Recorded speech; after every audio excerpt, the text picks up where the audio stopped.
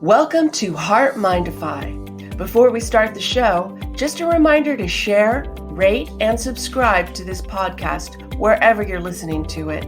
And please give us a 5-star rating. It helps us beat the big tech algorithms. I'm John Izzy. Change can be difficult for a lot of us, but when we understand what makes us tick, we develop a better understanding of who we are and begin a journey of discovering our best self. Join me for a free session at johnizzy.com. And I'm Kim Cordy, creator of the Emotion Chef Framework, an emotion management tool. Thoughts drive emotions, and emotions drive thoughts, but it's our emotions that drive our decisions and behaviors. Find out more at kimcordy.com. Sit back, relax, and enjoy the show.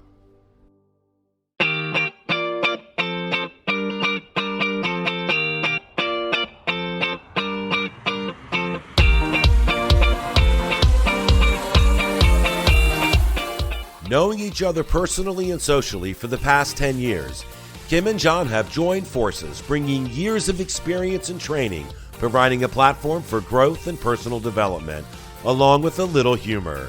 John is the heart, Kim is the mind, and together they are HeartMind-ify.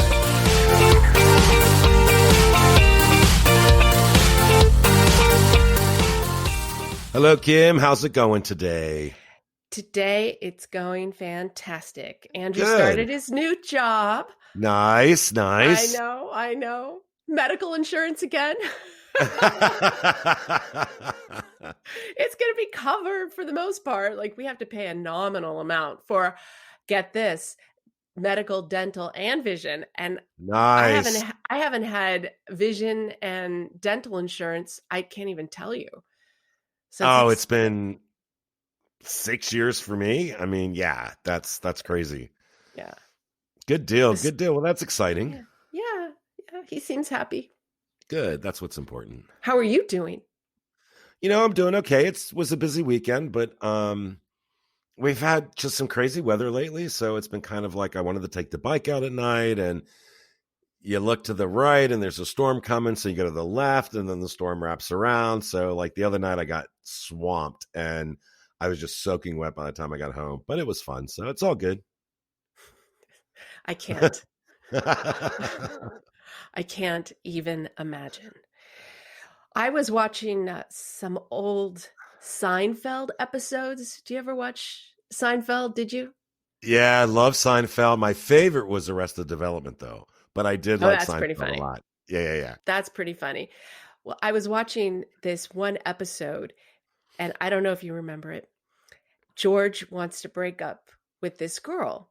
And before he can break up with her, she says she wants to break up. And she says, "It's not you, it's me." And he's like, "What? I was going to break up with you. And that's my line." And the whole thing was about the "it's not you, it's me."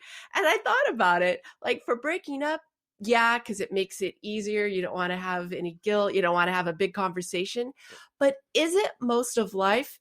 It's not me, it's you. Oh, yeah, definitely. People blame others left and right. And that was only blaming himself because it was convenient. The whole show is about not taking blame practically. Oh, yeah. But don't you think blame is like, if I think of blame and what it means, it's like it's the number one defense mechanism of all time. Yeah. I mean, isn't it what we all want to do? Take credit for anything that goes well and say it's not my fault if it doesn't. I think they have a name for that. I think it's called self-serving bias in psychology. Yes, that is self-serving bias. And so if you think about self-serve, right? Like you pick what you want. Yep. If you are at a buffet, if there's some stinky meats I don't like, I'm not picking them. Oh, you and my sister both. It's like she smells everything as it comes out of the refrigerator to make sure it's still good. It's crazy. But the point is that that's really what we see a lot in life, and it's part of our nature, right? Because we don't want to feel bad about ourselves.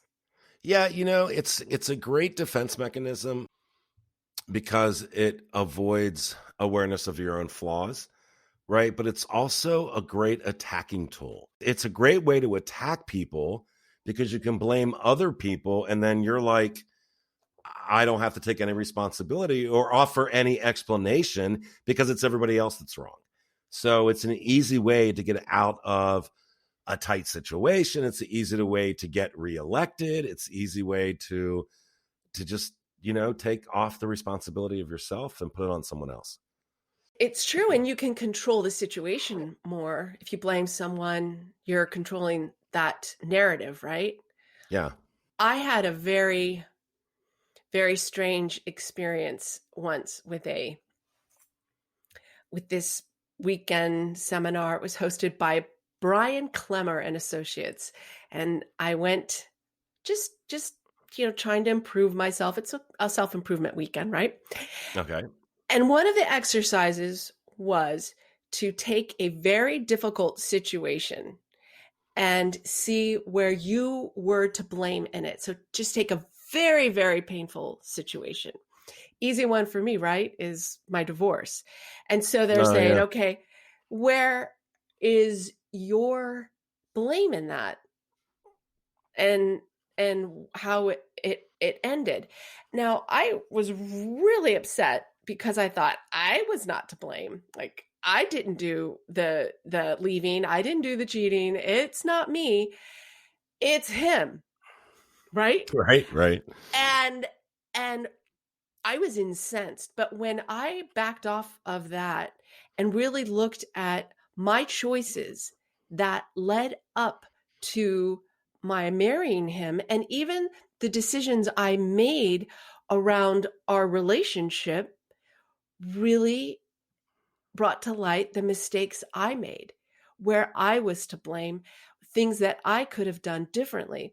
So when I didn't just blame him, but when I was able to see my part in the demise of the relationship, it gave me tools to go into my next relationship differently. It's pretty powerful. So it's a matter of taking responsibility in a way that helps you see where you have room in your personality and your reactions to things and the way that you talk to people can change, right? Because we're not always the best version of ourselves. So when we're not the best version of ourselves, how do we get back to that best, quote, best version? And it's to sometimes take responsibility of the things that you say and the behaviors that you choose. But it's easier to just avoid responsibility because that way you don't have to grow. That way you don't have to change. That way everything is status quo and you're always right and everybody else is wrong. And there's one big thing that gets us in trouble all the time. And the reason why we blame others so much is our ego, Oh, yes. How right? many times have we talked about taming the ego? Exactly. Yeah. If you want to feel good about yourself, it's part of the ego. So when you blame someone else, you're making yourself superior. And that's what the social comparison theory is all about. So if it's like it's not me, it's you, then you're putting yourself above them. And that doesn't really do you any good. What are you losing when you blame other people? Like, we know what you're getting, right? You're going to protect your ego. At least in your head, you're going to think you look good, even though everybody around you knows you have a tendency to blame other people. I think I told you this story before about when I was learning how to drive, and my my driver's test didn't go so well. The written I passed, and the actual driving part of it, I didn't pass. I was humiliated. Talking about an ego crush. You know how much I strive to do things right the first time. Right. And I got in the car with my mother and I'm like, it's your fault. You didn't let me drive the car enough. And she did let me drive more and we did pass. But I was protecting myself then. I didn't look at my mom and say, you know what? I should have reached out to you more to have you help me get this time in behind the wheel.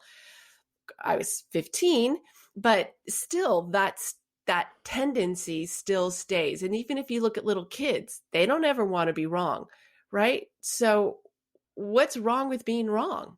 There's nothing wrong with being wrong.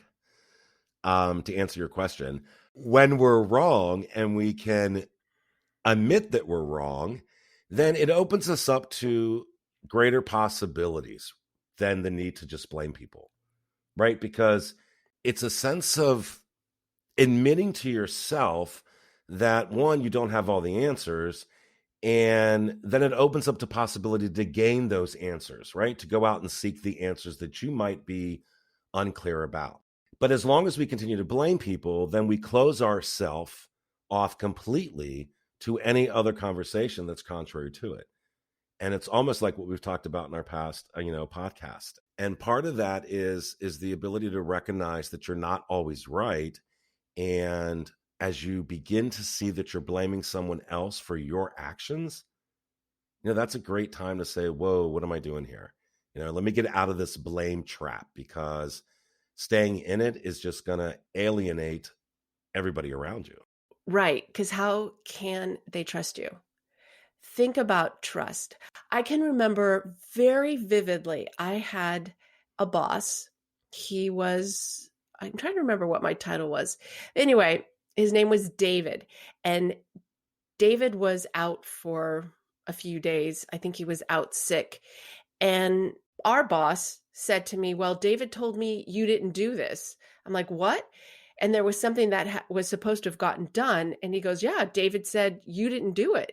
And I'm like, that's not true. He didn't even talk to me about it.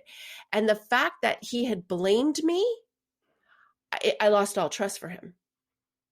Oh, All in a trust. second. In a second. A nanosecond. I was so enraged because trust and responsibility, like my responsibility, everybody's learning how crazy I am. But for me, if I am told to do something and I don't do it, I feel horrible. Like I feel really badly. And for others to view me badly, of course my ego's there. I don't like that either. So when David came back, I called him on the carpet and he didn't even apologize. Our relationship was ruined right then and there, and I started looking for another job. And I couldn't work for him because I never knew when he was going to blame me again for something that made me look bad to others. So think about relationships that you're in. And if you're always blaming someone else, how can anyone ever trust you? Yeah, it would be very difficult, or the other person would just have to be such a weak person emotionally that they just fall into that trap. I don't know how I could trust anyone that blames. We had a guy once in a corporate office that I worked at, and we had just moved into this new building, and they created this beautiful kitchen. I mean, it was absolutely gorgeous. It was a big kitchen, it had a huge counter, and it was really, really nice. And I don't know, it was about 2:00 in the afternoon, and I went in to grab a cup of coffee. And when I walked in, there was someone in there, and there was coffee all over the floor. And as soon as I walked in the door, he said, "Can you believe what someone did? They didn't even clean it up." And I just kind of said, well, that's pretty crappy. And so I grabbed some paper towels and I helped him clean it up. And I walked out of there and I thought, you liar. You knocked the coffee all over the place and you were blaming that unknown someone. And from that point forward, I noticed him doing that a lot. And finally it was like, you know what? I just have lost total respect for you. And it wasn't because he was a nice guy, but he just always blamed other people. And it was almost as if it was almost as if he was projecting. When we feel bad about something, and can't get rid of the bad feeling, we project that feeling onto others. Blaming others sets them up as bad, so we can then project our bad feelings onto them. And he practiced that to a T. And so there's definitely a need of growth when you see somebody that's constantly blaming and pointing that out. If you can get through to them, because there's some people that are just chronic blamers and they are never going to budge. But if you can break through to them, it just, a little bit, it just does so much for themselves. In my classes, in my course rather, I should say, I teach automatic negative thoughts, ants. I talk about this all the time. And the blame is an ant species. And the point of this ant is to recognize it when you're doing it so you can stop the action. And that's easier said than done. We all do the blaming. Absolutely. Don't think it's human nature. I always go back to this, like, don't aim for perfection, but you can also try to understand how you think. And if you get in the process of catching yourself blaming, then you can stop yourself from doing it so much. And a way to help you be more secure in doing that is to improve your self-esteem. Don't you think? If you feel better about yourself, if you feel strong in who you are as a person, then you are going to be able to take on that blame, because you're going to say, hey, I'm a human. It's me, not you. Yeah, it's a movement away from victimhood to a movement of empowering. One of the, Correct. you like that? I mean, It's absolutely 1,000% true. taking responsibility, I think, also allows us to live in the now and be responsible for our future actions, right? If we continue to blame, then our future actions are going to be blame. If we take responsibility, then our actions in the future are going to be met with taking responsibility and room for growth. It's almost that pattern of constant repeating the same behavior all the time. And that's what people are going to know you for. So if we start to take responsibility, we live in the now, and then we're responsible for our own actions in the future. And that's a good place to be at. It is. And I'm going to tell you, I know for sure this is not an easy thing to do, especially if blame is your go-to automatic negative thought. If you really are so automatic in blaming others, turning that around, at first, it's very hard to do. I used to be quite the victim. I could go to Victims Anonymous. Yeah, me too. And when you try and stop doing it, at first it's like a struggle, and then it's almost relieving.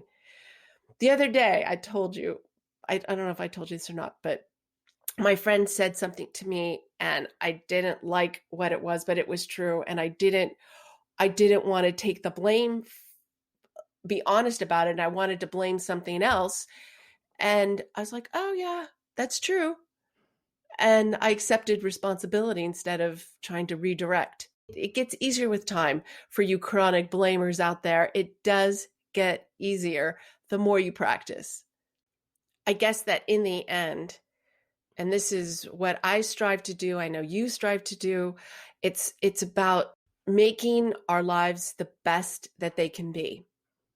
And blaming others limits us, and we can't see the limitations because we're so involved in trying to protect ourselves and to not look bad, and instead we look worse.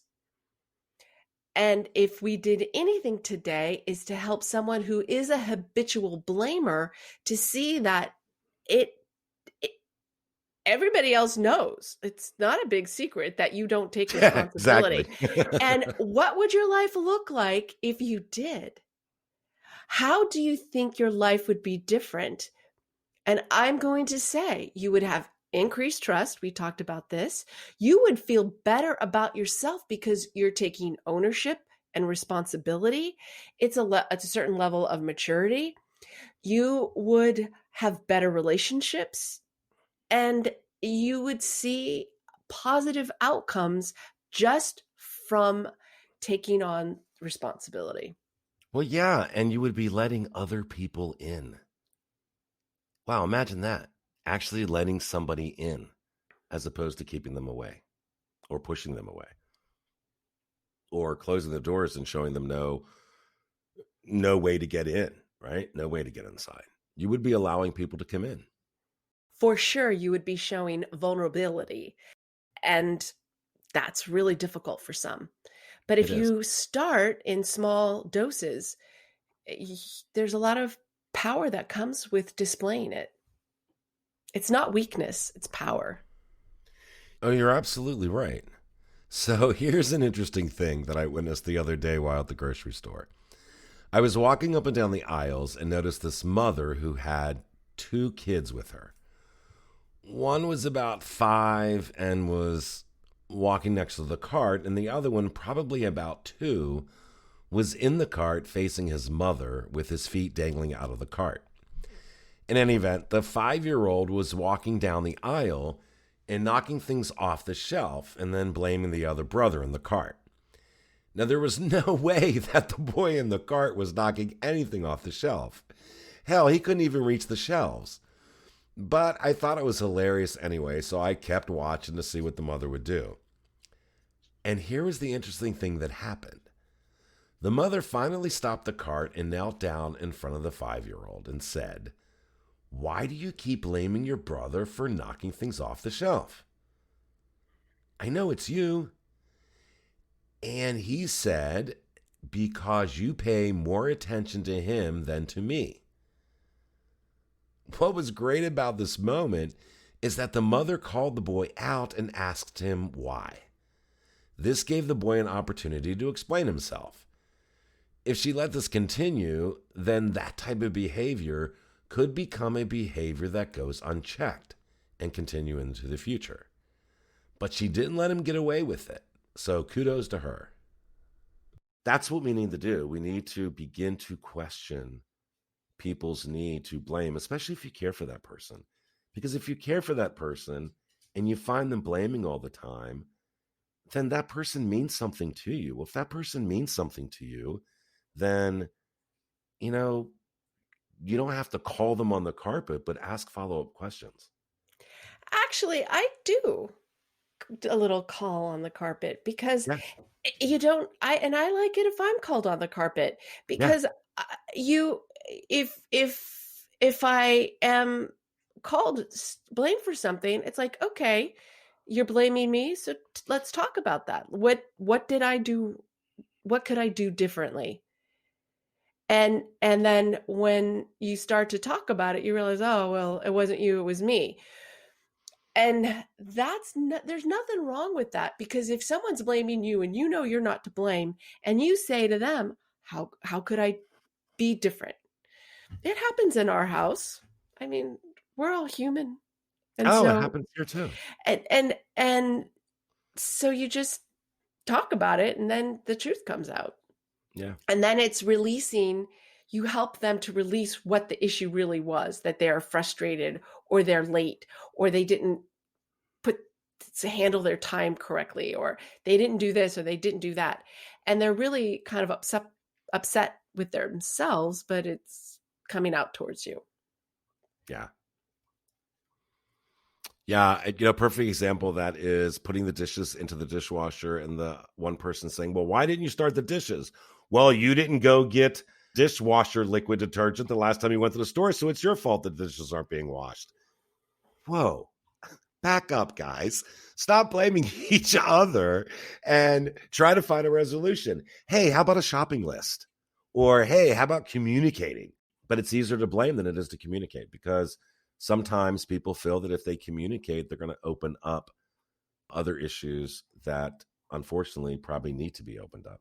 So, communication is key, and taking the blame out of it lowers the defense mechanisms of the other person. So communicate, and be open to communication. Yeah, it's true. So. Well, John, I don't blame you for ending this podcast because I think we've already beat up the blame. We have. Yeah. So today, it's not you and it's not me. Nah, it's not. But I am going to end this podcast. So, Kim, listeners, thank you so much for joining us again on Saturday. And Kim, thank you. Have a great week. You too, John. Bye, everybody. Bye-bye.